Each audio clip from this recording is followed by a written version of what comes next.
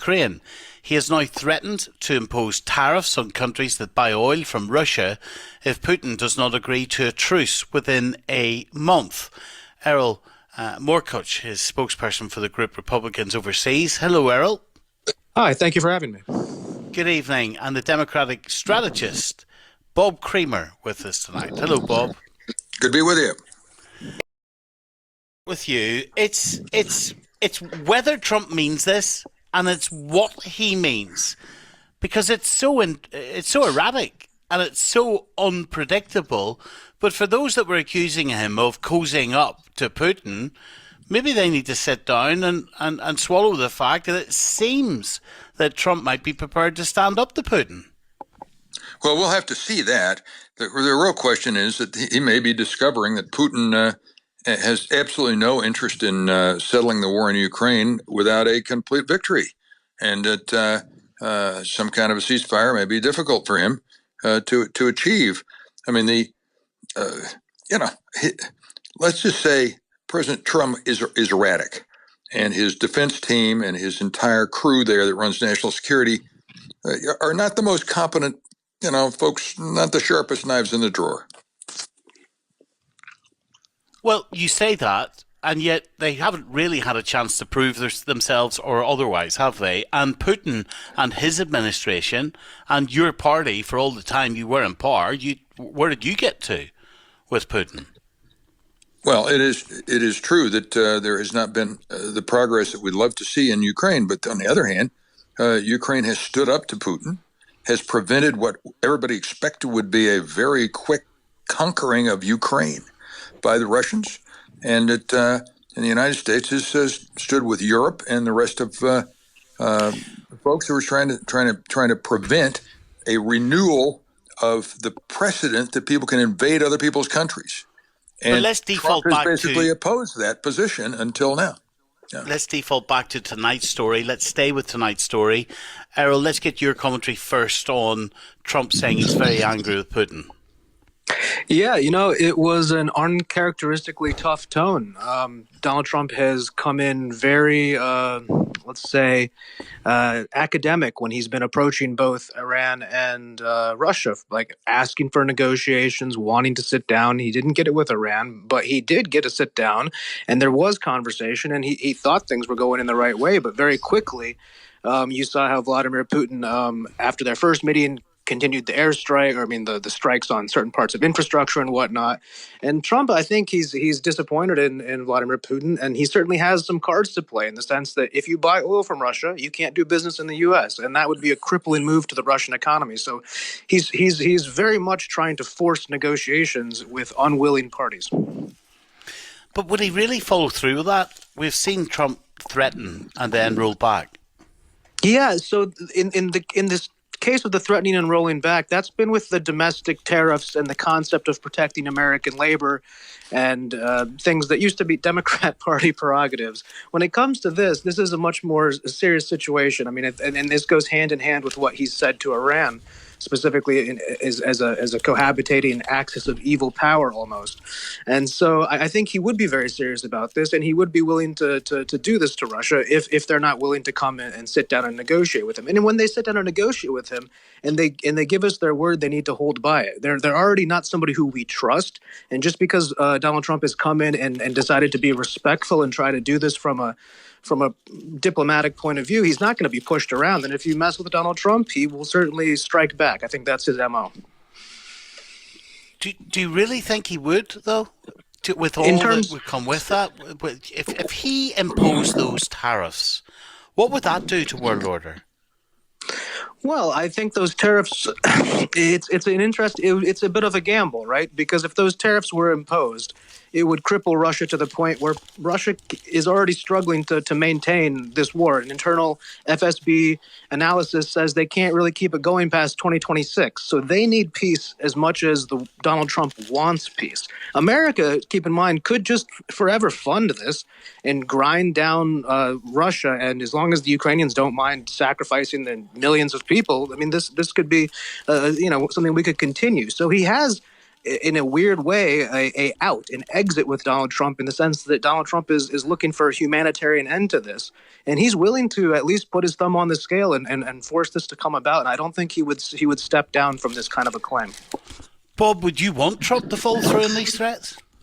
I'm sorry. Would I want Trump to? Would you want President Trump to exert those tariffs on the Russians? Well, I certainly support Trump. I mean, the United States sanctions on Russia, which he relieved a number of when he took office. I mean, I think the United States should, in concert with Europe, continue to bring everything to bear to assure that Ukraine's territorial integrity, is maintained. That's fundamental to the world order, to the fundamental notion that you can't invade other people's countries. But it might be fundamental to the world. And of course, I talked about tariffs on Russia. What I meant was tariffs on countries who deal with Russia. You say this is fundamental to world order. If there is not a peace agreement found anytime soon, and Putin continues to seize more and more of Ukraine, what does that do to world order, Bob? That's what I'm saying. I think it would be a disaster. So, no, I'm very much in favor of whatever tools can be used to put pressure to bear on on Russia. Now, tariffs on some of our friends in Europe, I don't think that makes sense.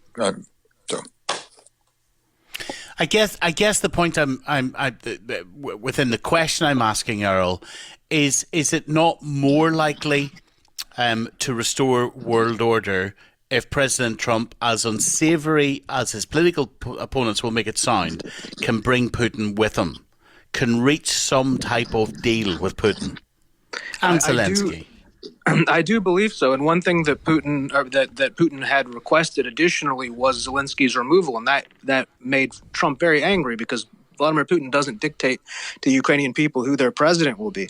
I will say this just for the context. There's about $20 trillion reported mineral wealth under the territory that Vladimir Putin has already taken. It's cost him roughly 500,000 lives to do that. That comes out to $40 million a head. That's how big a number 20 trillion is.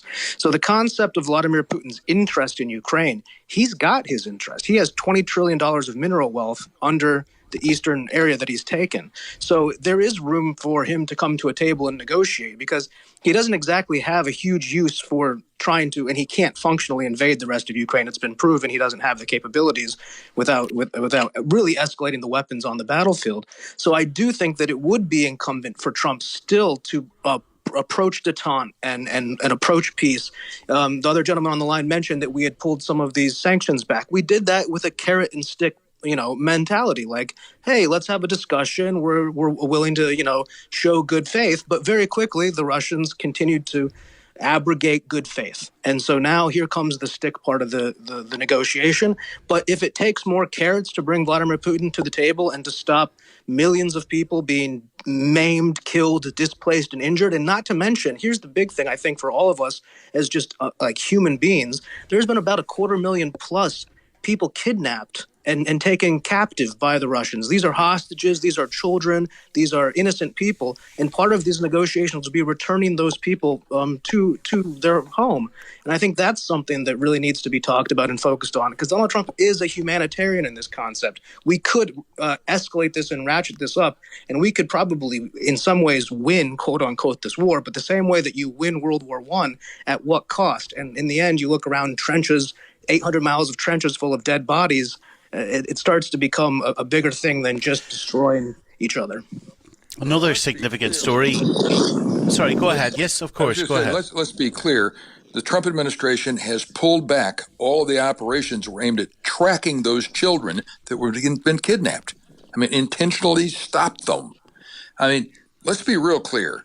He is a guy who would love to be Vladimir Putin. He views himself as a little Putin. And now he's being pushed around and feels he's mad about it. He doesn't want to be Vladimir Putin. I mean, you're coming on BBC saying this kind of provocative things, but you and I know that's not true. He doesn't want to be Vladimir Putin. He wants to end this war, and it's bizarre to me that you're so against peace. It seems like when Donald Trump has pushed on every angle he can to try to find that. We're both Americans. We should want that to happen. It shouldn't be a bellicose pro-war rhetoric. We definitely want peace. I couldn't agree more.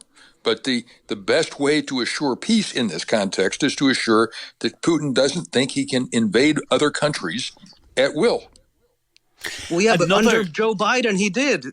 Not under us. Let me look at another significant story coming out of the States, and it is the prospect of Donald Trump standing for a third term. US presidents, of course, have always served a maximum of 2 terms, and running for president for a third time is barred under the Constitution. But when Donald Trump has talked about it before, many have presumed he's not serious. Yeah, I personally hold on. I just want to hear a clip of him talking before about this. I've raised a lot of money for the next race that I assume I can't use for myself, but I'm not 100% sure because I don't know. I think I'm not allowed to run again. I'm not sure. Am I allowed to run again, Mike? Now, the significance of this is today Donald Trump said he is not joking about possibly standing again. He told NBC the following: "No, I'm not joking. I'm not joking. But it is far too early to think about it. There are methods which you could do it, as you know," he said, declining to elaborate on specific methods. Bob, what methods? He can't, what method? Bar throwing the Constitution out the window, what methods? Well, he obviously could try and amend the Constitution. I think that's impossible as a practical matter. There's been some talk about somehow Vance running for president and him running for vice president and then Vance stepping down, and that's a loophole around. But it's pretty clear in the Constitution of the United States that you can't run but more than you can't be served as president more than 2 terms. I mean, these guys have the problem of not being able to read the written language, and he's had the same thing when it comes to birthright citizenship. That anybody who's born in the United States is a citizen of the United States. It's clearly stated, but he's tried to avoid that. So that I'm not surprised at his attempts to, like I say, he wants to be Vladimir Putin. No, Errol? Well, okay. I mean, Democrats will cry authoritarian, but no rules have been broken. Trump is going to follow the Constitution. If the American people really wanted this change, they would go through the legal amendment process, which is obviously unlikely. And unlike when, by the way, the Democrats floated ideas of court packing, Trump is very transparent that it's ultimately up to the constitutional system. I will say this for probably a better analysis of this. Donald Trump is in a very interesting position, being a 2-term president with a break in between. So to make it at least in a political gamesmanship, if you're looking at it from a game theory strategy point of view, this is probably a strategy to avoid the Democrats labeling his presidency a by default lame duck presidency. If he keeps hinting tongue in cheek that he's going to run for a 3rd term, I think maybe the J.D. Vance thing is technically plausible. But again, he would be in his 80s. It's not something that I believe, and many people who are big supporters of him really believe that would happen. But I do understand why he sort of teases about it. He does have a large war chest. He will be playing kingmaker in some respects for the next Republican nominee. And I think he certainly wants to sort of use this misdirection. And I think he really enjoys riling up people who think he's Vladimir Putin. Do you take the comments seriously, Bob? Well, I take it seriously. Yeah, I think it's Errol may be right that he's positioning himself in some ways. His numbers keep dropping. There are a lot of people with buyer's remorse who voted for him. He didn't win by that much in the first place, let's recall, in terms of the percentage of the population. I think it will not be plausible for him to run for president again and think about winning. But that's yet to be seen, because it depends upon the outcome of the policies that he's pursuing and the organizations that people like me in the Democratic Party are trying to do. And one of the other big stories this week, obviously, the war discussed in a group chat. The Atlantic magazine editor, Jeffrey Goldberg, was added to a signal messaging group, which was set up by a senior White House official to discuss airstrikes on rebels in Yemen. It's extraordinary. And then, Bob, of course, they're claiming that there was nothing of national security interest in the chat. I don't think anybody believes that. Trump said when he ran for office he would do nothing but appoint the very best people, and I think there is a case to be made that he did, assuming he wanted to run a clown show. I mean, Herkseth and Waltz, these people, it's unbelievable. No one with national security experience believes that you should be talking about airstrikes 2 hours before they happen on a Signal app, commercially available on regular iPhones that could be tapped anywhere, one of which was in Moscow. It's unbelievably incompetent. Errol? Yeah, I mean, I'm the first to admit that this was a huge mistake, and one of the things that Donald Trump did is owned up to the error, and some might point out that, you know, this is an unusual piece of technology to be used, and I would agree. Signal. I work in. I'm a defense. I work in defense intelligence, and I mean the idea that the government is using Signal. It's interesting to find out that it goes back to an internal change in Homeland Security under the Biden administration, where they started doing that. And Signal has deletion, message deletion, which also comes come into on, Errol. You cannot pin on Biden. Oh no! I'm saying the use of Signal in general. Is very bad. It's a very bad thing, and they should not have been using it. Here's the simple question, Errol: should someone be fired over this? That's the $1 million question, because they got lucky. They got lucky that their enemy, in this case the Houthis in Yemen, number one, are not a capable group that have air defense and have air forces that could compete with us. They got very lucky in the sense that there was no American casualties in this, that Goldberg didn't expose it and whatnot. I think that there could have been an argument for firing. I can see Donald Trump. He's kind of a guy who pulls the trigger like this, but I think he's the person to also realize that somebody can make a mistake. And if they can ameliorate this and make sure that Signal gets out of the U.S. government's usage, I think it'll be okay. But they got lucky. I'm not saying this is a good thing. Let's talk also tonight, finally, about Greenland, a country that was hardly ever in the headlines before Donald Trump started talking about it. This week, the Vice President, J.D. Vance, and his wife visited the U.S. airbase on the island. They cancelled plans for a wider visit after opposition from Greenlanders. Here's J.D. Vance speaking at a military base in Greenland on Friday. Denmark hasn't done a good job at keeping Greenland safe. There is no amount of bullying, no amount of obfuscating, no amount of confusing the issue. Our message to Denmark is very simple. You have not done a good job by the people of Greenland. You have underinvested in the people of Greenland, and you have underinvested in the security architecture of this incredible, beautiful landmass filled with incredible people. That has to change. Bob Kramer. Yes. I think, it's up to the people of Greenland what their future should be. I mean, right now, 85+% of the population in Greenland in the latest poll say they do not want to be part of the United States, taken over by the United States or whatever. It's up to them. But this notion of trying to bully people into allowing the United States to take them over somehow is just shocking. Does it go anywhere close to defining, or if you're a young student of politics, Errol, suggesting what a democracy should feel like, taking over Greenland?